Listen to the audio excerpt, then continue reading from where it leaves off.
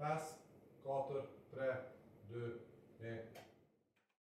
Veturat e qytetarëve të Kosovës identifikohen me targat RKS në një trafik rrugor evropian ose ndërkombëtar.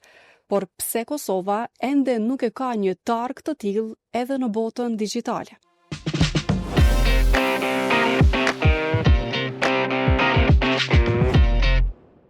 Teksa po përmbush 18 vjet të pavarësisë, Kosova ende nuk e ka të plot pavarësinë e saj digjitale, teksa vazhdon të mos ketë një domen në internet dhe të ketë pengesa në pagesa online dhe tregti ndërkombëtare. Për këtë çështje do të flasim në podcastin 5 pyetje me Shpend Lilën nga Qendra e Kosovës për Inovacion. Përshëndetje dhe mirë se erdhët në podcastin tonë. Faleminderit për ftesën. Atëherë të nisim me këtë çështjen e parë që Kosova nuk e ka një domen të saj që mund të ishte .ks, .rks, siç e kanë vendet në Evropë dhe ndërkombëtarisht. Pse ka mbet prapa këtë çështje në 18 vjet të pavarësisë dhe cilat janë ndoshta dëmet që i shkakton Kosovës në prezencën digjitale ndërkombëtarisht? Faleminderit shumë. Në fakt ajo që e shohim na zakonisht në media si qytetar për sa i përket subjektivitetit të Kosovës në arenën ndërkombëtare, ma shumë ka të bëjë me njohjen e shtetësisë Kosovës nga shtetet tjera. Por një luftë edhe një angazhim i madh ndodh prapa perdeve, gjithë komunitetit, bizneseve, të individëve, diasporës, edhe shtetit, mënyrë që Kosova me fitu vendin e vet edhe me hin hartat edhe të platformave të ndryshme globale edhe gjigantëve botëror edhe amerikan kryesisht, si Apple, Amazon, Microsoft e tjerë, ku kemi pas me gjatë shumë pengesa. Kjo puna domenit është një prej problemeve kryesore që kemi si shtet. Në ICK, bashkë edhe me qeveritë ndryshme ndër vite, kemi pas diskutime edhe me komunitetin, nuk është diçka që është teknike, pra nuk është një vendim, i cili është një vendim teknik, që është mirët për dikujna që është i pavarur, por është më shumë çështje politike. Natyrisht, domenin e përmendë shumë mirë me pjesën e targave, edhe para takimit KS, RKS, janë të lidhur me një ulse në OKB. Pra, kjo është pjesë e subjektivitetit ndërkombëtar të shteteve, edhe që zoti rregullohet edhe me ligjin ndërkombëtar. Prandaj këtu nuk ka as mbetje prej në kompanije, nëse Kosova nuk na sheh për shembull, na shpesh thonë që Amerika na ka njohur si shtet. E Google është kompani amerikane, se në Google Maps Kosova ka vija të ndarë me kufi me Serbinë. Po kjo natyrisht që është lidhur drejt për drejt me UN, me Kombët e Bashkuara, edhe zotën për këtë arsye edhe ekziston Organizata e Kombëve Bashkuara në mënyrë që i bën bash shtetet që janë sovrane. Kosova. Po thoni që është problem politik. A i bie që duhet bëhet më shumë fushat, diplomaci tek shtetet që s'po na njohin apo të organizatat të vendosur? Që ajo është rruga më e shpejtë edhe ndoshta e vetmja për me ardhur te kjo zgjidhje. Personalisht e shoh që në rast se në një ardhmë të afërt arritet me u bind kjo peshë ajo njëse evropiane, jo njëse e Republikës Kosovës, tjerat kanë më kry shumë lehtë. Problemin e kemi me shtetet që i kemi afër, e të cilat mujnë me hap rrugë që shtetet tjera që është dikur në Afrikë nuk ka fort me rëndësia e një asë një Kosovën. Qëllimin e kemi që një Greqi, Spanjë, Çipro, Slovaki, kjo është pjesë e BE-s. Jo BE-s, Greqisë, në mënyrë që ti me u antarësu në organizatën ndërkombëtare. Ka vendime të cilat kërkohet natyrisht ulja në BE, po ka vendime tjera që na nuk e kemi prit fort edhe nuk vesin për me qenë hyrja në BE. Po pjesa e domenit shtetëror është me të vërtet problem edhe për aspektin që shumë kompani, edhe institucione, edhe individ harxojnë miliona, qindra miliona euro në baza vjetore për me pagu domena shteteve tjera.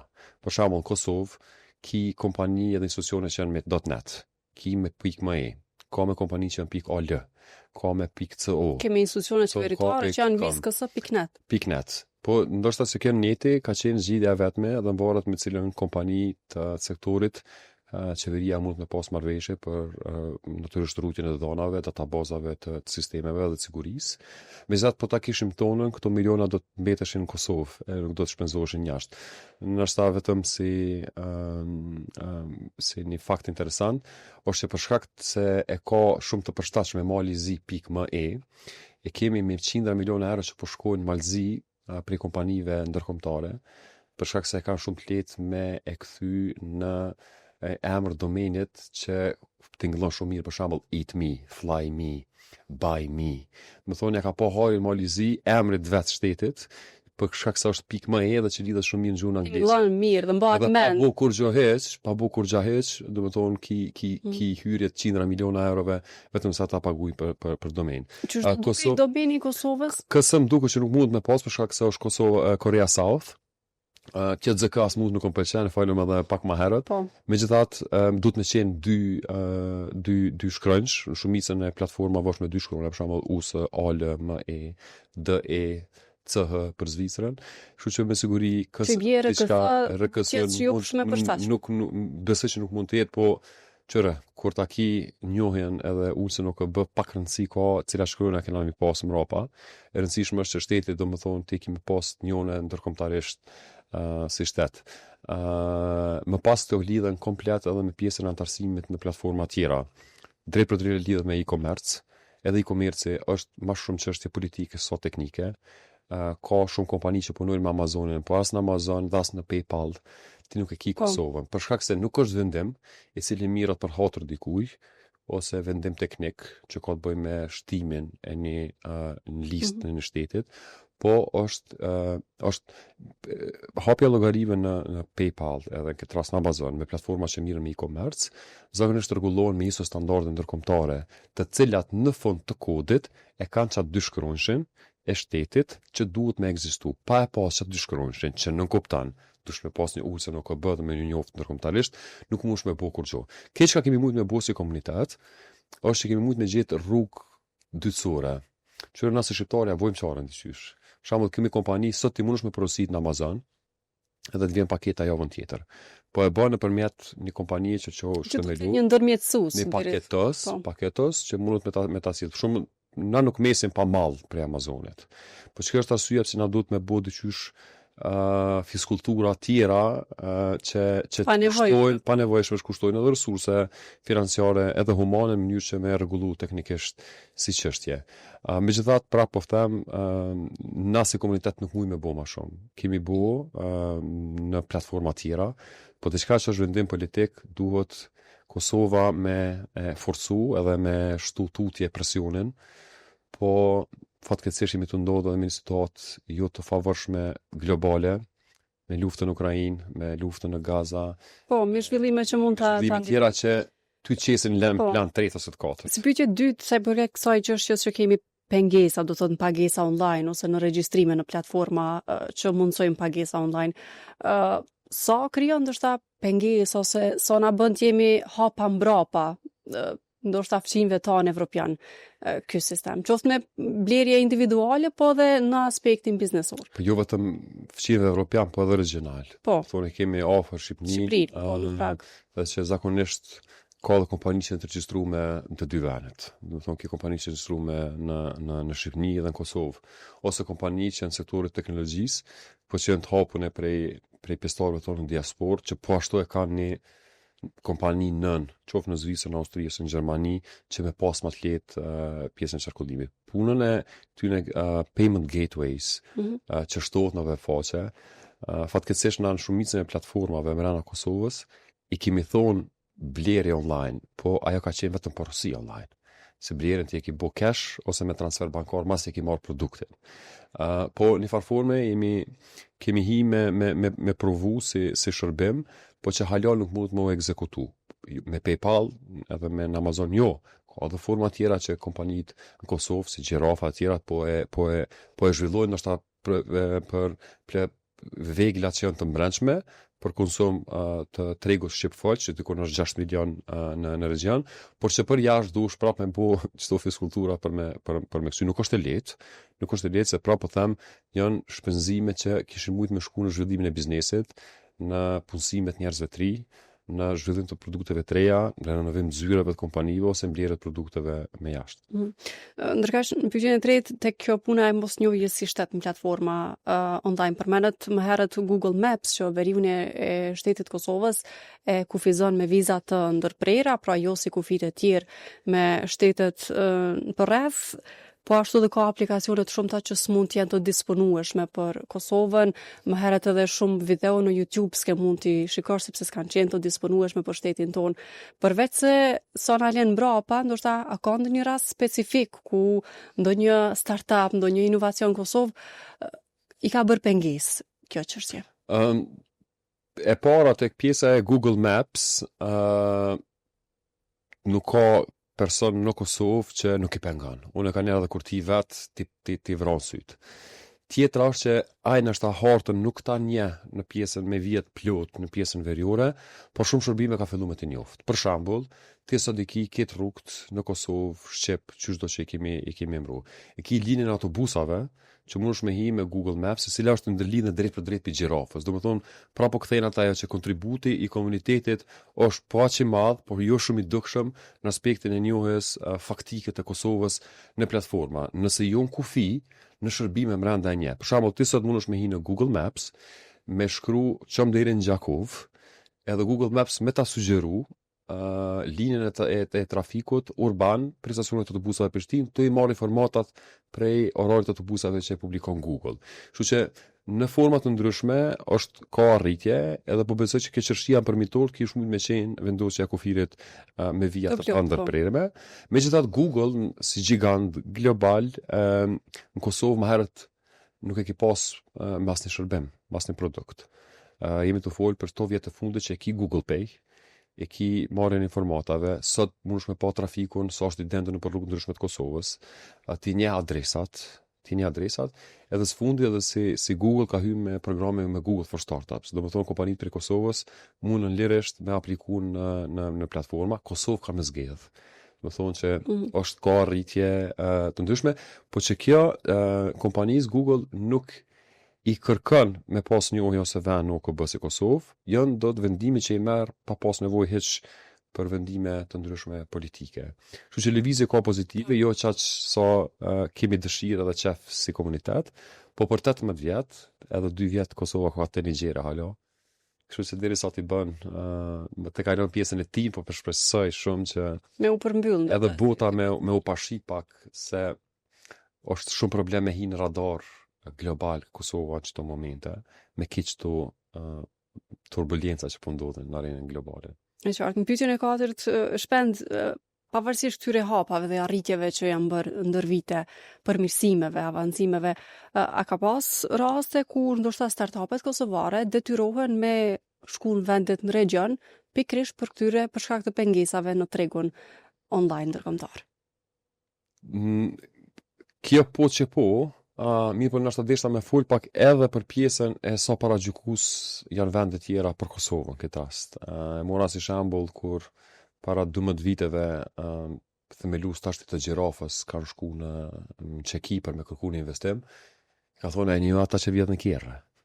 Më thonë, mas pari e kemi pas shumë probleme, thy shumë tabu dhe paragjykime që ka ekzistu për veneve të Evropës për sektorin ICT-s në fillim, do sa që për momentin që po flasim, gjenda ka ndryshu për 180 shkallë. Do të thonë kompanit jo që është përmirësu imazhi i shtetit për rast. Përmirësu imazhi i shtetit për arsye se e kanë përmirësu vetë ndërmarrësit. E kanë përmirësu vetë ndërmarrësit edhe e kanë faktorizu Kosovën si një outsourcing destination të shumë prej kompanive globale. Pastaj mund të jap edhe disa shifra se ku qëndrojmë në sektorin e ICT-s, po ka kompani që çojnë edhe serverat jashtë. Për shembull, e bojnë kit backupin ose rrutën e danave. Kompani që tentojnë të monetizojnë prodhimin e tyre, e di që lokacionin ju detyruan ta kemi tiktokerat, blogerat, këta influencerat, domethënë nuk mundesh me monetizuar një përmbajtje. Për shkak se edhe në Facebook, e tash se Facebook për para 2 vjetë ka qenë problem, po masena mundesh me regjistru si shteta si Kosovës. Kështu që ka lëvizje të kadalshme, po që kanë ndodhur ndër vite edhe që na kanë ndihmu. Për shembull, një problem tjetër që i ka ndodhur Kosovës, është me pjesën kur na ka ndru kodi i telefonit për 389-383. Po. Edhe mos harroni që kjo nuk ka qenë sa në vogël. A vazhdon të jetë probleme ende? Sepse ka ata tillë që kanë probleme kur janë jashtë shtetit. Po megjithatë te e keni kod që është kod shtetëror. Më thonë se tani këtë platforma të botë tash e shkruan 383 del Kosovë. Ti e mon me gjeneratët të tjera nuk e din, po ti u desh me u regjistru si Monaco. Po, ose si Slovenia. Ose si Slovenia, fillim si Monaco, për me ta regjistru. Kështu që kjo që ka ndodhur me kodin e telefonisë, e hyrjes, prefiksit, është sen i madh. Edhe që nështë nuk e vlerësojmë shumë. Megjithatë ka ardhur me problemet e veta. Për shembull, se shumica e kompanive po e marr shembull Uberin. Unë kom pas Uber dhe kom shfrytzuar në Evropë me numër 49 me 38. Kur ka ndrur numri i kodit, ti nuk mundesh me hap qasën për shkak se në Uberi halohen si 38. Unë mëtëm të ju shkru. Ka shqiptarë shumë që punojnë si programera dhe si inxhinier softverit në Uber vet. Më thonë nuk ka që s'kemi lidhje. Vetëm ka njerë duhet me prit momentin se na nëse menojmë që është urgjencë për neve, temat e tilla nuk janë urgjencë për vetë kompaninë. Na i kemi shku Ubere që këshyre se i ki 1.8 milion dhe 2 milion qytetarë të Kosovës, që cilët prej vitit 2024 kanë fillu me lëviz pa viza në Evropë. Është në interes t'juaj si kompani me shfrytzu Uberin për shkak se është i lirë. Ndërsa në ata është për na duhet me hap llogari në platforma tjera si Bolti, për shembull, që është më i lirë se Uberi, po që ka më pak përfshirje gjeografike për me shfrytzu. Po edhe kjo desa të vjen dakike, se e kena kështu ato i bu presion për tona onve, vetëm që duhet me pas. Po ma mirë është që kemi kodin pa marrë parasysh që problemet që mund të ndodhin. Ti Kosovë nuk e ke pas për shembull as në aplikime për vizë më herët. O desh me fol gjenerata tash që vinë gjojnë, e shohin kompani startup. Po na i kemi hekë që me thonë zitë o linit derisa se nuk e dishin njerëz as kosh Kosova. Nashta bishëm një detaj, unë isha para 2 javë, para një javë ktheva prej Tajvanit, me shumë njerëz që nejt atë heshin në Google me këshyr mas pari ka hibjen. Po thonë që na të fol për një shtet shumë të vogël që hala është startup vet. Do thonë ka 18 vjet, është shumë i ri, edhe që me këtë problemet dhe me këtë çka kemi kaluar, jemi bagi ofër veneve të regionit. Në perceptimin e juaj, krahas çfarë ka bërë gjithë komuniteti juaj, pse ndoshta institucionet e kanë lënë anash si segment? Është pasi i ri, janë fokusu kryesisht në diplomaci tradicionale, dhe pse ndoshta në këtë drejtim? Nuk besoj që me qëllim, megjithatë në momentin që po flasim kemi hi gati në vitin e dytë ku jemi i kemi kalu 4 porxhjedhje lokale dhe qendrore, edhe jemi pa institucione. Do thonë për me pas një institucion, një ministri, një ministër, me kompani të tilla dhe me platforma të tilla dush me fol si ministri ose ministër në detyrë. Do thonë që kjo është diçka që ata ndikon takime ndikon për shkak se nuk i mundësi me marr vendim. Nuk i mundësi me marr vendim edhe me përfaqësu shtetin, përveç se na çush rregullohet me ligj, me i kry punë e domosdoshme për shërbim qytetarëve. Kështu që na vyn një ministri, një qeveri e qëndrueshme, mos harrojmë që stabilitet politike është bashkë me atë energjetik, janë dy prej kushteve themelore për me mujt me qu procese të tilla përpara. Kështu na vjen një ministër, është të fol që vjen Ministria e Digitalizimit, ende nuk dihet asgjë, po bazohet në ato që i mandatuari për kryeministër e bonin në zgjedhjet e kaluara, domethënë Ministria e Digitalizimit është një sa shumë i mirë. Qëllimi jon ka qenë që Ministria e Punëve të Jashtme me pas edhe pjesën e ministrisë e punë e diplomacisë digjitale, po çka segment. Po atë çka duhet me bëj. Çka na e kemi sugjeruar edhe zotit Kurti në javën e kaluar, po edhe kushdo që vjen në qeveri, cili do konstelacion. Konsultonani, thernani nuk pritojmë, për shkak se kontributin për Kosovën nuk e shohim si diçka pro bono, ose për diçka për tu, jemi të e bu për shtetin tonë.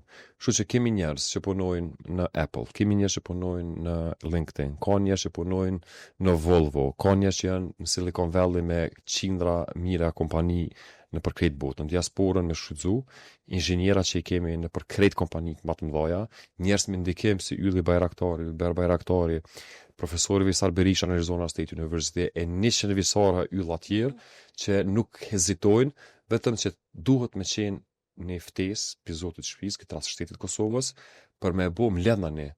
Kemi në një platformë që quhet Kosova Digitale. Ka qenë nismë edhe e Ministrisë Punëve të Jashtme, e marrën me duket ka qenë koha e zotit Paculli, po që e kemi quajt Viki Kosova. Çka bën Viki Kosova është që kemi marrë inxhiniera, profesorat historisë, shkencëtar që nuk rrajnë, po që kanë fillu me editu shkrimet dhe përmbajtjen e Kosovës në Wikipedia. Për shembull, Me tregu narracionin e vërtet. me vërtet edhe natyrisht të bazuar në fakte. Dhe çka kemi bëna për 10 vjet me Wiki Akademi, është që jemi mbledh një sekond baza vullnetare, secili prej unë diçka për sport, ai për histori, edhe e kemi ndryshu, e kemi editu përmbajtjen online për Kosovën, që ka qenë e tmerrshme. Për thonë ti ke pas alo informatat për luftë, alo ke pas informatat për çka ka ndodhur në 2003-shin, ke pas kishat djegta, natyrisht në pjesë e historisë, po Ka qenë vetëm një histori për Kosovën. Natyrisht për më shumë. Kështu që është bërë prej komunitetit dhe na presim që qeveria jashme me qëndru pranë komunitetit dhe sektorit privat edhe individëve, në mënyrë që luftën me bo bashk.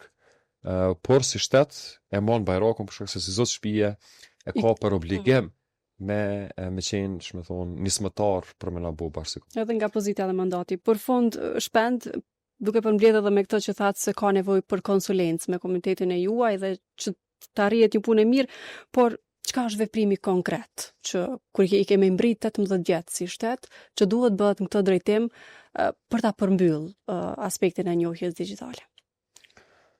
Pra është politike. Po diçka po them që bold catch është politike, për shkak se secili prej neve nuk mund me bë kurrë heq. Për shkak se rregulla ndërkombëtare të cilat nuk mundën më thy në të kundërtën pse ekzistojnë si instanca ndërkombëtare këtë rast si OKB. Kështu që po besoj shteti duhet me u kon shumë më, agresiv në aspektin e fitimit të njohjeve shtetënore, të cilat sjellin krejt njohje tjera bashk mas nej. Po shpresoj shumë që me këto marrëveshje që janë në Serbi, se secili tashti po këshyren edhe lajme, ekziston një farë dakordimi që mos më u pengu Kosova prej Serbisë, që unë prap dyshoj që ka më bëu çajcan, po në momentin që ndoshta kemi një njohje reciproke, shpresoj, atëherë këtë shpejt punë tjera kanë më u kry shumë shpejt. Në anën tjetër si sektor privat, po qëndrojmë bajagi mirë. Nëse mu i vesh disa shifra për ata që për na përcjellin me pas se çka kemi mrrin këto 18 vjet, në Kosovë ndikon 7500 kompani në sektorin ICT-s. Në bazë dhënave të fundit të pasqyrës së ekonomisë digjitale të Kosovës, të nxjerrë prej Data for Exit, dhe që në këtë sektor në Kosovë jemi të punu dikon 50.000 persona, me një rrogë mesatare për 1.050 euro, që luhatet varsisht po është një rrogë mesatare bajagi mirë, me një shtet i cili ka penetrimin e internetit më të madh në region, më të madh se shumica e shteteve tjera evropiane, me një diasporë zhvillume, me një numër të madh të inxhinierëve të Soverit, diku një 7500 kanë vetëm zhvillu Soverit, pjesa tjetër në sektorin tjetër, por që trendi i rritjes është bajagi i madh. Edhe na duhet një sen shumë interesant që për 50% e këtyre kompanive kanë filluar me e adaptu AI-n brenda veprimeve operacionale të tyre. Që i bën se si shtet pasuria jemi në hap, jemi në trend shumë të mirë, po pasunia tjetër më e madhe një është talenti, edhe dyta është aftësia jonë për më adaptu shumë shpejt ndryshime. Do thonë sektori i teknologjisë, këto të treja të vajzave në këtë hapësinë ku e keni lagje në zyrën jo, që po quhet si Manhattani i Prishtinës, punojnë 20 deri 25.000 persona në sektorin ICT-s, vetëm që pjesa e Rami Sadikut. Në këtë Prishtinë ka lënë 30.000, në këtë Kosovë janë 50.000. Kështu që është një potencial shumë i madh. Më duhet nashta më përsërit Kosova deti nuk ka, po sektori ICT-s duhet me konjën e prej sektorëve me potencialin më të madh të zhvillimit, që po ashtu me investime shumë të vogla e ndihmon Kosovën në aspektin e njohjes ndërkombëtare. Po, me punën dhe angazhimin, duke qenë ndoshta fuqi kryesore. Ndërmë kryesore. Të rinjt. Faleminderit shumë për kohën dhe bisedën në këtë podcast shpejt. Nasi, faleminderit shumë. Shikues dhe dëgjues të Radios Evropa e Lirë, ishte ky podcasti i sotëm pas pyetje. Shihemi dhe dëgjohemi të shtunën e radhës.